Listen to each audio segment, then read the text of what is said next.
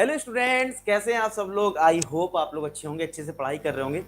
और बच्चे बहुत कमेंट कर रहे हैं सर इस पे वीडियो बनाओ, सर बैकलॉग को कैसे कवर करें। और 11th 12th वाले बच्चों को हो भी जाता है, और खासकर 11th वालों को तो बहुत होता है। क्यों? 10th का जब 11th में आते हैं तो वो सोचते हैं चलो आराम से हो जाएगा, जैसे 9 10 में पास हुए 11th में भी बढ़िया हो जाएगा। लेकिन 11th में जैसे ही आते हैं तो एक तो सिलेबस बहुत वाइड हो जाता है, ऊपर से कॉम्पिटिटिव एग्जाम्स, या कोई कोचिंग कर रहा है और कोचिंग करते करते बैकलॉग बहुत हो जाता है, पता ही नहीं चलता है। स्टार्ट करते हैं, आई होप आपके साथ ऐसा हुआ होगा, जब आपने कोई कोचिंग स्टार्ट की होगी आपको लग रहा होगा चलो कोई नहीं पहला चैप्टर चल रहा है, कब 5-6 चैप्टर निपट गए होंगे और आपने वो ढंग से नहीं किए, उनकी डीपीपी सॉल्व नहीं करा या असाइनमेंट सॉल्व नहीं करा। तो काफी दिन ऐसे निकल गए होंगे और अब सोच रहे होगे यार यार अब तो मैं बहुत पीछे हो गया, अब मेरा सिलेक्शन कैसे होगा, कैसे क्या क्या करें, मतलब बहुत सारी दिक्कतें। तो पहले तो समझते हैं बैकलॉग हो क्यों जाता है। मैं 3 पॉइंट मैंने लिखे इसके लिए। एक तो सीरियस शुरुआत से ना होना, यानी कि शुरुआत में आइडिया नहीं होता है कि यार हम किस तरीके से काम करें, कितने असाइनमेंट सॉल्व करें, कितनी स्पीड से करें, कितने दिन में करें, ये सब पता नहीं होता है। हम लोग एक दो डीपीपी सॉल्व करा या एक दो असाइनमेंट करा और फिर सोचा चलो कल कर लेंगे परसों कर लेंगे, और पता नहीं कब दूसरा सिलेबस दूसरा चैप्टर स्टार्ट हो जाता है, फिर तीसरा चैप्टर, और ऐसे ही बैकलॉग बनना शुरू हो जाता है। और फिर हम उस जाल में फंस जाते हैं सारे सब्जेक्ट्स में, और फिर वो कवर नहीं हो पाता है। सेकेंड है कि पेंडिंग चैप्टर्स करते रहना। एक और है कि होता ये, अब मान लो मैथ्स में अगर मैं बात करूं, मान लो रिलेशन फंक्शन स्टार्ट हो गया, आप सेट्स कर रहे हो, फिर ट्रिग्नोमेट्री स्टार्ट हो गया तो आप रिलेशन फंक्शन कर रहे हो। आप जो करंट में वो चल नहीं रहा है वो पीछे करते रहे हो, इसलिए क्या हो रहा है, बैकलॉग और ज्यादा बन जाता है। क्यों? एक तो करंट में आपको समझ में नहीं आता है, पीछे का आप करने लग जाते हो, तो आपका जो कोचिंग का टाइम है या आपके स्कूल का जो टाइम है वो बर्बाद होता है, क्योंकि वहां पे आपको कुछ समझ में आता नहीं ढंग से, आप अपने पुराने चैप्टर्स में लग जाते हैं। तो ये एक रीजन है बैकलॉग हो जाने का, ठीक है, तो इनको अवॉइड करना है आपको। तीसरा होता है हेल्थ इशू। अब ये भी हो जाता है कभी कभी, क्या है कोई बीमार हो जाता है, अब जैसे मौसम चेंज होता है तो इसमें भी कई बार बच्चे बीमार हो जाते हैं। ठीक है, अभी मैं खुद ही बताऊं तो मैं ही 2-3 दिन से मेरी तबीयत उतनी अच्छी नहीं थी। ठीक है, वो बात अलग है, आपको वीडियोस मिल रहे होंगे, लेकिन हाँ वो जितनी अच्छी तबीयत होता ना, बिल्कुल कॉन्फिडेंस रहता है यार, बढ़िया लग रहा है, ठीक है, फ्रेश फील हो रहा है, तो वो चीज नहीं हो रही थी। आज फिर भी बेटर है। तो होता है कभी कभी हेल्थ इशू हो जाता है, और उससे क्या होता है हम लोग घर पे अच्छे से पढ़ाई नहीं कर पाते, तो हमारा बैकलॉग बनना शुरू हो जाता है। तो ये 3 रीजन है जिसके वजह से बैकलॉग बनता है। हमें इसको ओवरकम करना है, इससे बाहर निकलना है। तो आपको क्या करना चाहिए, क्योंकि हमारा आधे से ज्यादा टाइम तो निकल चुका है, ठीक है, अब जो भी टाइम है इसी में हमें बेस्ट करना है। तो यार इसके लिए मैंने जो स्ट्रेटजी बनाई है वो है टॉपिक्स मेंशन करो। यानी कि आपको क्या करना है, मैं एक चीज बता देता हूँ। जैसे आपके पास मेनली अगर जो आप पीसीएम में स्टूडेंट हैं तो हमें पता है एक फिजिक्स है, ठीक है, एक केमिस्ट्री है, और एक हमारा मैथ्स है जिसमें हमें बैकलॉग्स की ज्यादा टेंशन है क्योंकि ये कॉम्पिटेटिव एग्जाम्स पे बेस्ड है।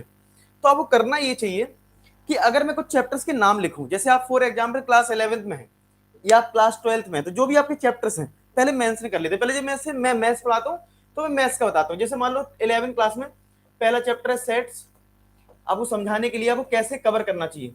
फिर है रिलेशन फंक्शन, फिर आपका थर्ड है ट्रिग्नोमेट्री, फिर आपका फोर्थ है पीएमआई, फिफ्थ है आपका कॉम्प्लेक्स नंबर, ठीक है, फिर ऐसे कुछ चैप्टर्स आपके पता है ऐसे हैं, ठीक है। 6 आपका है इनइक्वलिटी, लीनियर इनइक्वलिटी, मैं शॉर्ट में लिख देता हूँ थोड़ा सा। फिर 7th आपका पीएनसी, परम्यूटेशन कॉम्बिनेशन, 8th है बाइनोमियल, ठीक है।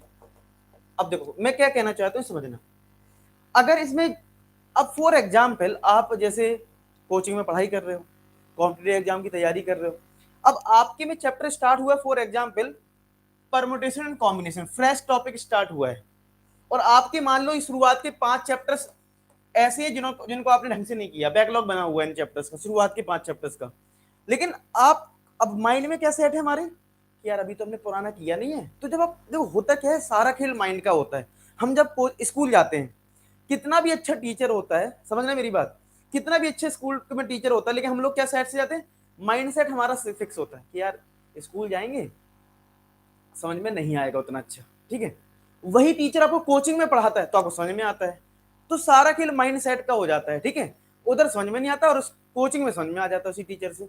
तो इसका मतलब है कि हमारा माइंड सेट गड़बड़ हो जाता है। वैसे सेम है, अब इतने चैप्टर्स नहीं करे तो हमारे माइंड में क्या आएगा, यार हमने पीछे के चैप्टर्स नहीं करे तो आगे के चैप्टर्स कहां से आएंगे।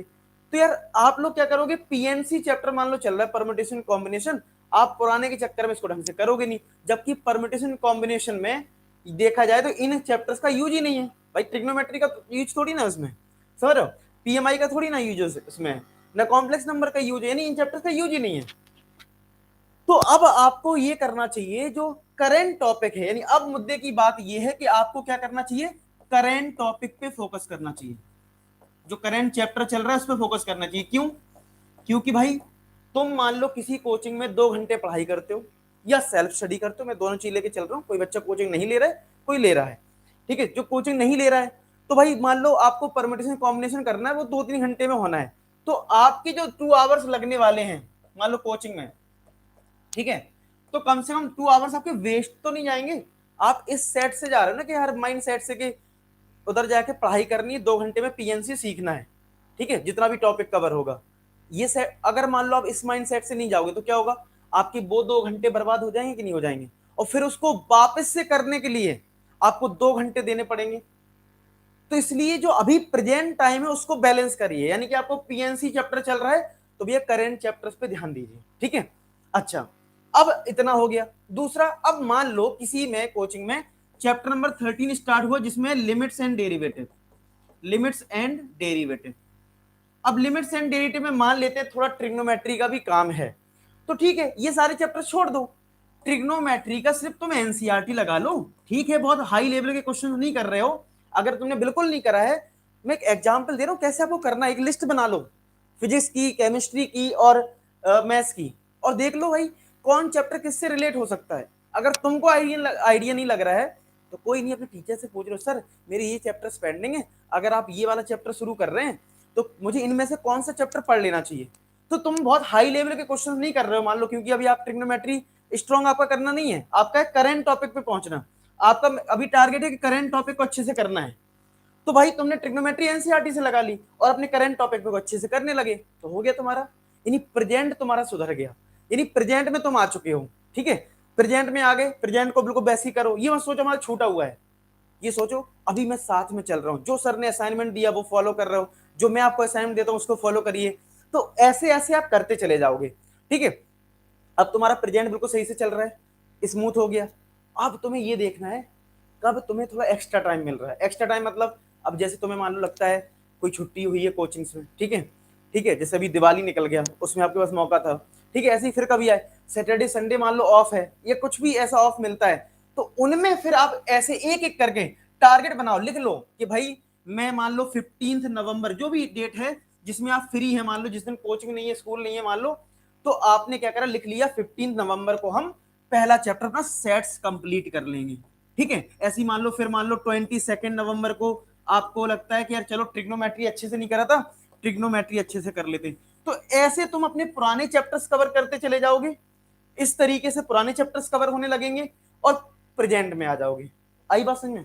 इस तरीके से करना है। मेहनत तो देखो करनी पड़ेगी, तुम्हें ही करनी पड़ेगी, कोई तुम्हारे लिए स्टैंड नहीं लेने वाला, भाई आ जाओ मैं तुम्हारा बैकलॉग करवाता हूँ, ठीक है, वो ठीक है। अगर अच्छा करना है आपको स्टैंड लेना पड़ेगा और इसी तरीके से लेना होगा जो मैंने बताया। आपको टॉपिक फाइंड आउट करना है कि आप स्कूल में कोचिंग में कौन सा चैप्टर स्टार्ट हो रहा है, उस पर आगे और उसमें देख लो कौन से चैप्टर का यूज है भी या नहीं है। नहीं है तो कोई बात नहीं, अगर है तो थोड़ा सा पढ़ लो उसको, ठीक है, उसी चैप्टर को, सारे चैप्टर थोड़ी ना करने होते हैं। और फिर सेकंड स्टेज ये है कि जब ये सब करंट में अगर आप आ गए तो पुराने चैप्टर्स धीरे धीरे करके उठा लो, समझ रहे बात को? इस तरीके से करोगे तो आपका बैकलॉग कवर हो जाएगा, बहुत इजीली हो जाएगा। ऐसे आप फिजिक्स और केमिस्ट्री के सब्जेक्ट का भी चूज कर लें, सारे चैप्टर्स लिख लो, तभी होगा। मेहनत करनी पड़ेगी, रगड़ना पड़ेगा आपको।